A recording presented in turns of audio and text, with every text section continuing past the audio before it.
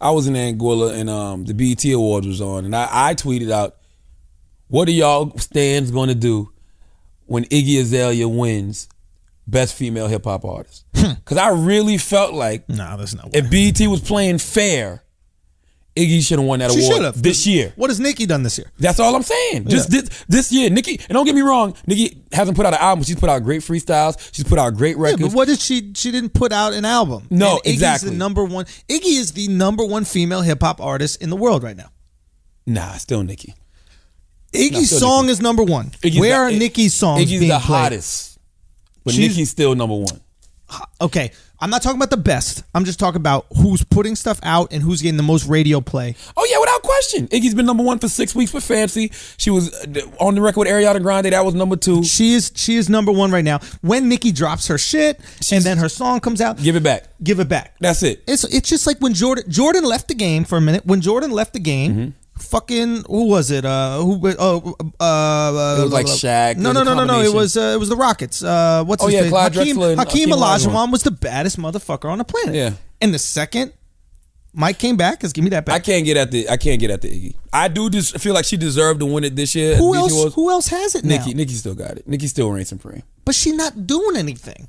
And the fact that she Put it even like went this. at Put it like Iggy this. at the BET Put it like this. Awards. The Spurs won the championship this year. Yeah. But LeBron's still the best on the planet. Player-wise.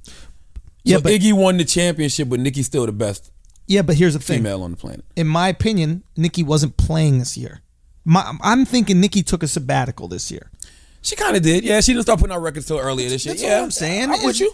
Is Nicki, Nicki just took time off. Is she better? Yeah. Yeah. She's Jordan. Yeah.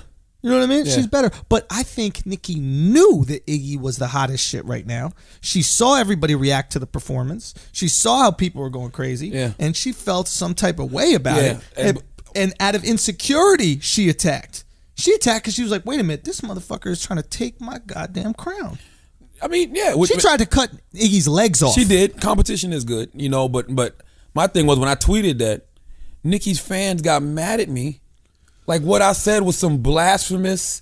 You used to be a Bob and you used to ride for Nicki. I still ride for Nicki. I think Nicki is probably the king of New York when it comes to New York MCs. But as far as best female hip hop artist this year, Iggy should have won that award. Yeah, because she put stuff out this year. She's been number one on Billboard charts for damn near 7 weeks. Here's the thing. Stans, and I was thinking about this. Stans, and we're referring to stans are just fans like the Eminem song, Yeah. So stans Don't think objectively. do not think objectively. They are like mothers to their male kids. Absolutely. A mom to a male kid, doesn't matter what your fucking son does. You love him. They could kill somebody. Yeah. And you will find a way where that person deserves to be killed.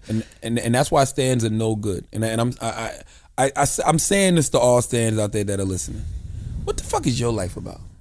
Because nobody wants a yes man around them or a yes woman. So if you're constantly just telling me I'm great, I'm good, I'm the best thing since sliced bread, if you're constant, which is a stupid ass analogy nowadays. Why?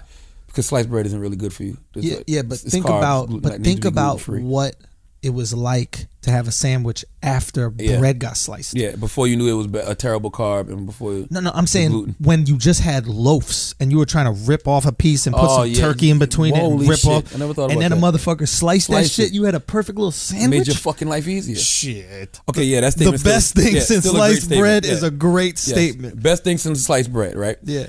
You can't constantly tell me this. Fuck gluten. Where's the reality in that statement? There's no objective thinking. You can't constantly tell me I'm the greatest, I'm the best. What if I put out a record that's whack?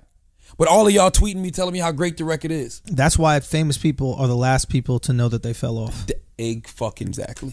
That's why when you see that's why you see these famous people, that walk around swagged as fuck, thinking they're the shit, rappers and shit. Absolutely. And you're like, this motherfucker hasn't released a good song in 10 years because nobody comes up to him and says, yo, dogs, you haven't released anything for 10 years. Absolutely. All they say is, hey, my brother. Absolutely. And all Twitter is a bunch of digital yes men.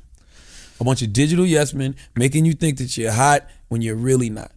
And I really can't stand stands because, like... What's the difference between a stan? Because we criticize people who say if you support somebody, you're a dick rider. Okay. We openly have said that on this podcast. Okay. So how do we differentiate between... Stans and fans?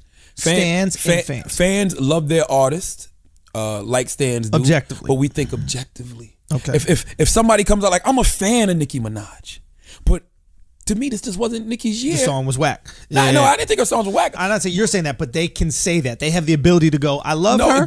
I love her. Was whack. You came out with Looking Ass and all that. That shit was dope, you know, but Iggy just had you can't deny what Iggy did this year.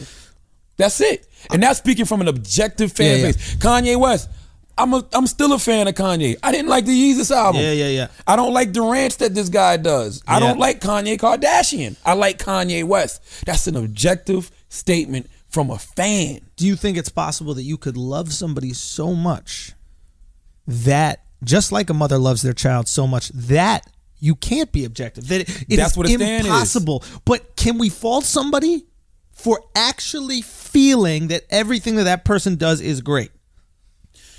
That's my feeling is if it's like literally, you know, when your girl loves you, okay, and you ain't shit, but she loves your ain't shit ass, so she just finds a way where everything is okay and all this kind of stuff like that. You can't fault her because in her heart she's like, you know, I just love that he fucking leaves his plate of macaroni on the thing, and I like cleaning after. I mean, listen, it's your opinion if you think that everything this person does is great, but what bothers me is like people get so invested. Like, your Twitter name cannot be the name of the artist, real government name, and their stage name, and you got a picture of the person, and your bio is quotes to their lyrics. Where is your identity? What is being a stan going to do for you